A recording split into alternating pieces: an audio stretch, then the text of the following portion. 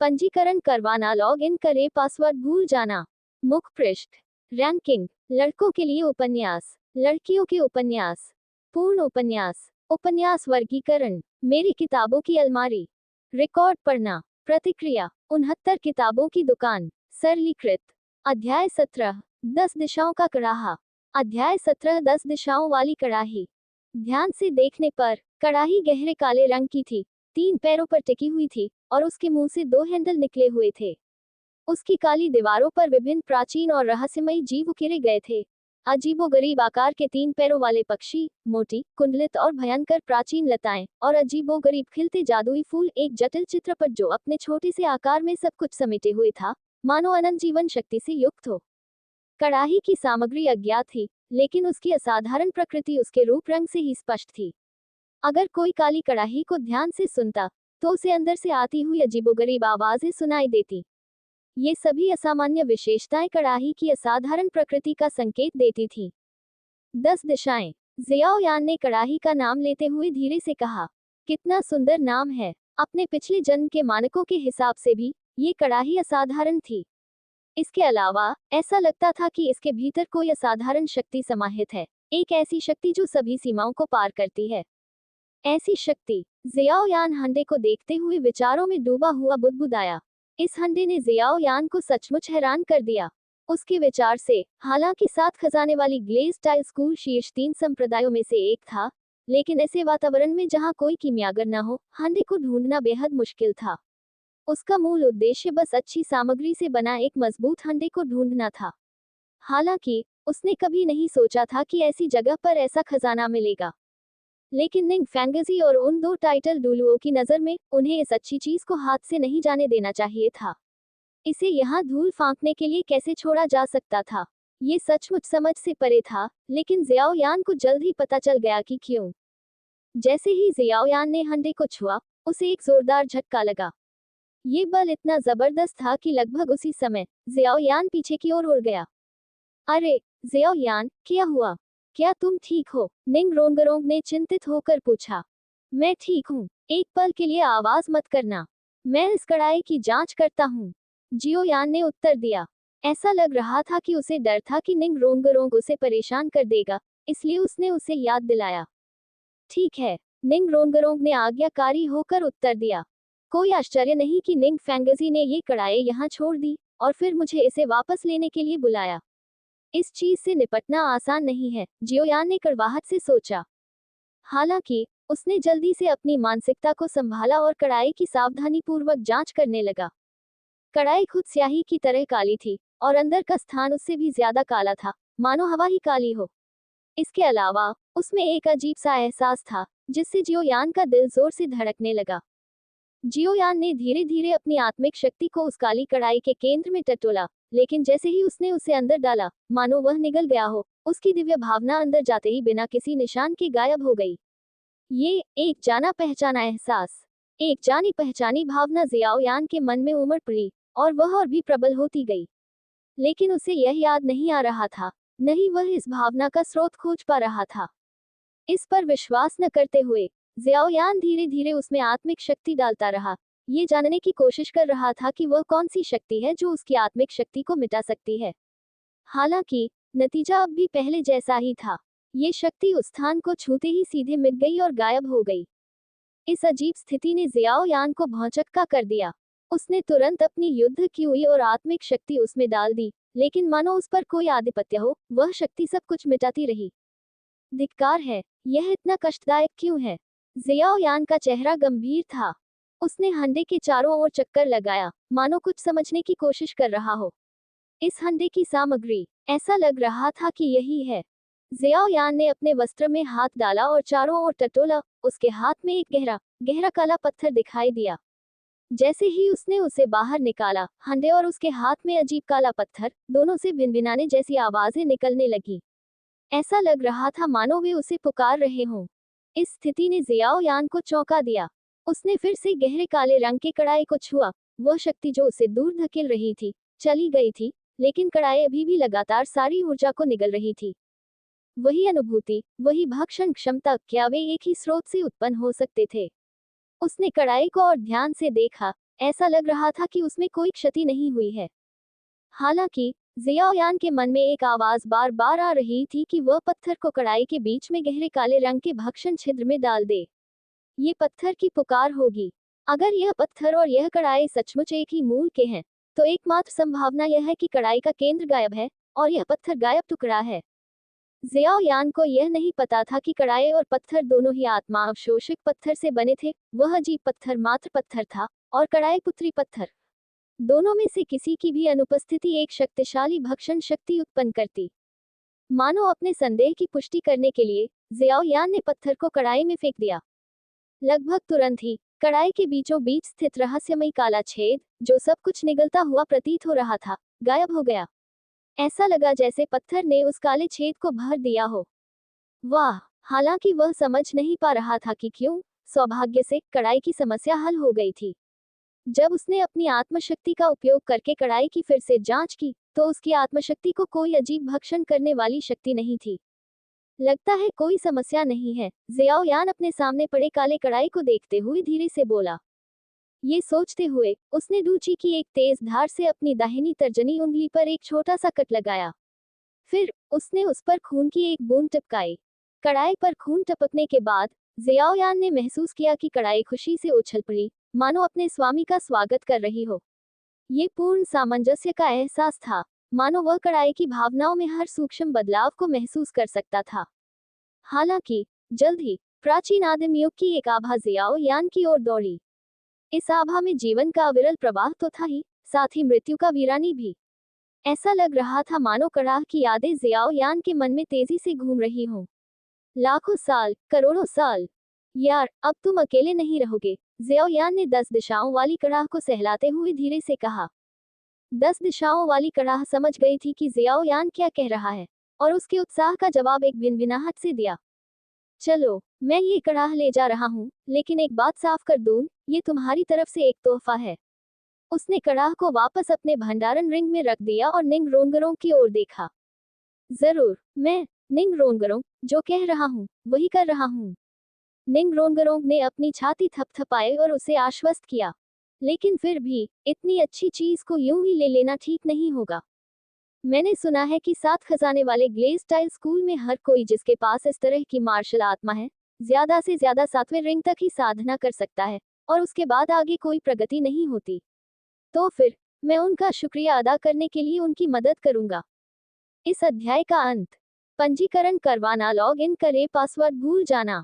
मुख पृष्ठ। रैंकिंग। लड़कों के लिए उपन्यास, लड़कियों के उपन्यास। पूर्ण उपन्यास। उपन्यास वर्गीकरण। मेरी किताबों की अलमारी। रिकॉर्ड पढ़ना। प्रतिक्रिया। 69 किताबों की दुकान। सरलीकृत। अध्याय 18 व्यापार। अध्याय 18 लेन देन। अब हम कहाँ जाएं? निंगरोंगरोंग ने जियोयान के पीछे पीछे चलते हुए पूछा। अपने पिता को ढूंढने। जियोयान रुका और निंगरोंगरोंग को आगे बढ़ने का इशारा किया। हमें अपने पिता को ढूंढने की क्या जरूरत है? निंगरोंगरोंग ने पूछा। ही हाँ देवेडाओ, हमने तुम्हारा सामान ले लिया, क्या हमें उनका शुक्रिया अदा नहीं करना चाहिए?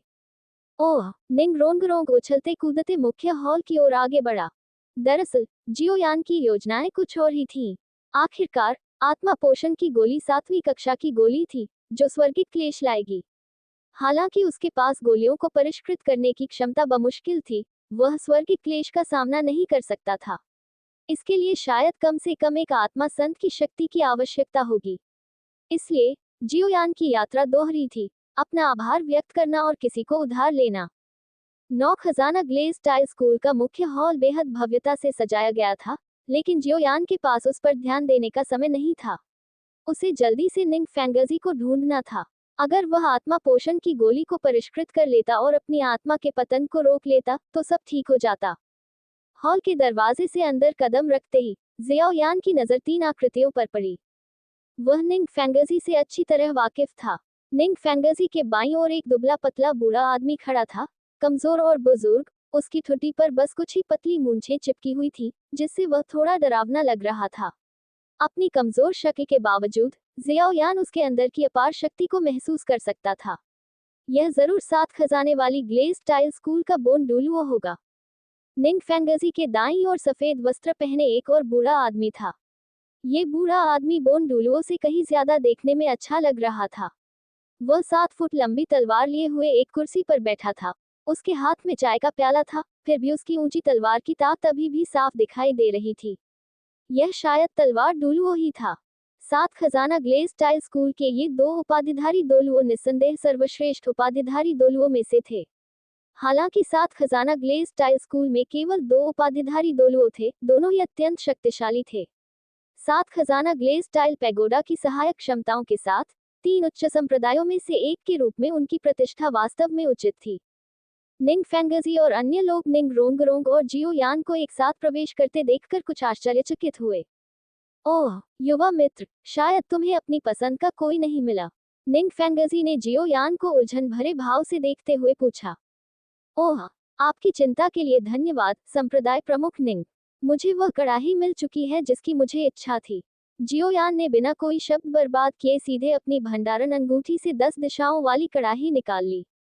10 दिशाएं, निंग फैंगजी ने कहा। बोन डुलुओ और स्वॉर्ड डुलुओ भी अपनी सीटों से उठ खड़े हुए, अपने सामने पड़े काले काले हंडे को अविश्वास से देखते रहे।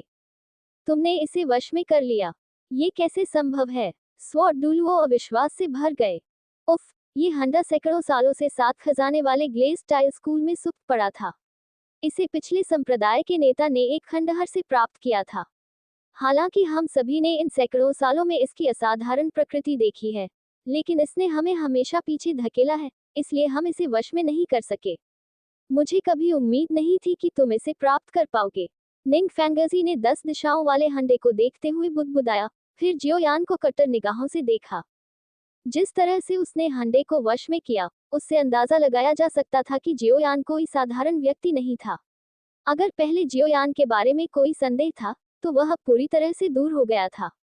10 दिशाओं वाले हंडे को वश में करने की उसकी क्षमता को भाग्य का फल नहीं माना जा सकता था। पिछली सदी में उन्होंने अनगिनत तरीके आजमाए थे, लेकिन कोई फायदा नहीं हुआ। 10 दिशाओं वाली कड़ाही एक संप्रदाय का सबसे अनमोल खजाना है, मैं भी इसका भाग्य तय नहीं कर सकता। बहरहाल, निंग फैंगजी ने रुककर जियोयान के युवा रूप को देखा और फिर आगे कहा। ओह, खैर क्या? जियोयान ने भौहें चढ़ाईं। रास्ते में ही उसे अंदाजा हो गया था कि कड़ाही पाना आसान नहीं होगा। आखिरकार, वह तो बस एक बाहरी व्यक्ति था, जिसे किसी और ने बचाया था। किसी और का अनमोल खजाना जल्दबाजी में लेना जोखिम भरा था। अगर निंग फैंगजी मान भी जाता, तो भी 7 खजाने वाले ग्लेज टाइल स्कूल के बुजुर्ग इसकी इजाजत नहीं देते। 10 दिशाओं का कड़ाही एक खजाना है, जो सैद्धांतिक रूप से केवल उत्कृष्ट शिष्यों या संप्रदाय में महत्वपूर्ण योगदान देने वालों को ही दिया जाता है। तो, आप मेरे 7 खजाने वाले चमकदार टाइल स्कूल में क्यों नहीं शामिल हो जाते? इस तरह, आपकी भविष्य की साधना अधिक सुरक्षित रहेगी। आखिरकार, आपको पता होना चाहिए कि हमारा 7 खजाने वाला चमकदार टाइल स्कूल अविश्वसनीय रूप से समृद्ध है। निंग फैंगजी ने प्रलोभन दिया। उसे विश्वास था कि जियोयान ऐसे लाभों को अस्वीकार नहीं करेगा। शीर्ष 3 संप्रदायों में से किसी एक का निमंत्रण कोई आसान उपलब्धि नहीं है। हालांकि, वह जल्दी ही गलत साबित हुआ। संप्रदाय गुरु निंग, आपके द्वारा आमंत्रित किया जाना मेरे लिए सम्मान की बात है। 7 खजाने वाला चमकदार टाइल स्कूल वास्तव में एक बहुत शक्तिशाली संप्रदाय है। हालांकि, मेरी महत्वाकांक्षाएं कहीं और हैं, और मैं किसी संप्रदाय की सीमाओं के अनुकूल नहीं हूँ। मैं आजादी की जिंदगी चाहता हूँ। जियोयान ने अपनी नाक को छुआ और साफ मना कर दिया। जियोयान की बातें सुनकर, निंग फैंगजी के चेहरे पर अभी भी मुस्कान थी, ये सोचकर कि लड़का काफी समझदार है, लेकिन वह मुस्कान जल्दी ही गायब हो गई। तलवार डुलुओ और हड्डी डुलुओ को भी उम्मीद नहीं थी कि कोई 7 खजाने वाले ग्लेज टाइल स्कूल के निमंत्रण को इतनी आसानी से ठुकरा देगा। तुरंत, एक अवर्णनीय और भयानक आभा ने जियाओयान के नाजुक शरीर पर दबाव डाला। वह एक आत्मा संत की आभा थी, एक अवर्णनीय रूप से भयानक आभा। जैसे ही यह आभा जियाओयान पर लागू हुई, उसने उसे भयानक दबाव दिया, लेकिन ये दबाव तुरंत दूर हो गया। आह, हॉल से ठंडी हवा के कई झोंके आए। यह अविश्वसनीय था, वह वास्तव में एक आत्मा संत के दबाव को झेल सकता था। जब वह केवल 6 साल का था, तो ये कैसे संभव हो सकता था? अगर पहले किसी ने कहा होता कि एक 6 साल का बच्चा एक आत्मा संत के दबाव को झेल सकता है, तो उसे लगता कि वे मजाक कर रहे हैं। लेकिन ये दृश्य वास्तव में उसकी आंखों के सामने घटित हो रहा था, यह नकली नहीं हो सकता था। ठीक है, अगर तुम नहीं चाहते, तो भूल जाओ। मैं तुम्हारे लिए चीजें मुश्किल नहीं बनाऊंगा ताकि लोग यह न कहें कि मैं एक बच्चे को धमका रहा हूँ, निंग फेंगजी ने थोड़ा निराश होकर कहा। संप्रदाय गुरु निंग, मैं तुम्हारा हंडा यूं ही नहीं लूंगा। क्यों न हम एक सौदा कर लें? मुझे लगता है कि तुम मेरे साथ सौदा करने को तैयार होगे, जियोयान ने निंग फेंगजी के हाव भाव को देखते हुए कहा। ओह, कैसा सौदा? निंग फेंगजी को एक बच्चे के साथ सौदा करने में कोई दिलचस्पी नहीं थी। हो सकता है कि वह साधारण रूप से प्रतिभाशाली हो, लेकिन इसका मतलब यह नहीं था कि वह अन्य पहलुओं में भी उतना ही उत्कृष्ट था। उद्धरण चिन्ह। सप्त खजाना ग्लेज स्टाइल स्कूल की मार्शल आत्मा, सप्त खजाना ग्लेज स्टाइल पैगोडा में दुनिया भर में जानी जाने वाली अद्भुत सहायक क्षमताएं हैं, और वर्तमान मार्शल आत्मा जगत में इसे नंबर 1 सहायक मार्शल आत्मा के रूप में मान्यता प्राप्त है।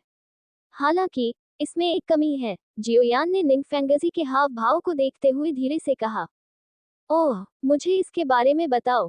7 खजाने वाले ग्लेज स्टाइल वाले शिवालय की सबसे बड़ी कमी यह है कि इसमें सिर्फ 7 छल्ले ही हो सकते हैं। ये सुनकर निंग फेंगजी अचानक उठ खड़ा हुआ। उसकी नजरें जियाओयान के छोटे से शरीर पर टिक गईं। उसने कुछ अनिश्चितता से पूछा, मतलब? मैं 7 खजाने वाले ग्लेज स्टाइल पगोडा को 8वें या यहाँ तक कि 9वें स्तर तक बढ़ा सकता हूँ, जियोयान ने आत्मविश्वास से घोषणा की। जियोयान की शेखी से मानो स्तब्ध हॉल में एक सामूहिक आह भर गई। हालांकि निंग फेंगजी और भी ज्यादा उत्साहित था। वह कई सालों से 79वें स्तर आत्मसंत पर अटका हुआ था। अगर वह इससे बाहर निकल पाता तो बहुत कम समय में 82वें या 83वें स्तर तक पहुंच सकता था, और उससे भी ऊंचे स्तर का आत्मावलय प्राप्त कर सकता था। गहरी सांस लेते हुए और अपनी उत्तेजना को बलपूर्वक दबाते हुए निंग फेंगजी ने कहा, छोटे भाई, तुम तो बड़े मजाकिया हो। ये वह चीज है जिस पर हमारा 7 खजाने वाला ग्लेज स्टाइल संप्रदाय इतने सालों से शोध कर रहा है, लेकिन सफलता नहीं मिली। तुम इसे कैसे हल कर सकते हो? हालांकि उसने ये कहा, उसकी नजरें जियोयान पर टिकी रहीं। अपनी कम उम्र के बावजूद उसके साथ कई अविश्वसनीय घटनाएं घटी थीं। शायद वह सचमुच 7 खजाने वाले ग्लेज स्टाइल पगोडा की समस्या का समाधान कर सकता था। संप्रदाय गुरु निंग, क्या आपने कभी किसी कीमियागर के बारे में सुना है? जियोयान ने मुस्कुराते हुए पूछा। निंग फेंगजी ने अपना सिर हिलाया। दरअसल इस कड़ाही को ढूंढने का मेरा मुख्य उद्देश्य गोलियों को परिष्कृत करना है। सैक मास्टर निंग द्वारा 7 खजाने वाले ग्लेज स्टाइल पैगोडा को उन्नत करने के लिए इस्तेमाल की जाने वाली गोलियों को स्पिरिट असेंशन पिल्स कहा जाता है, जो 7वीं श्रेणी की गोली है।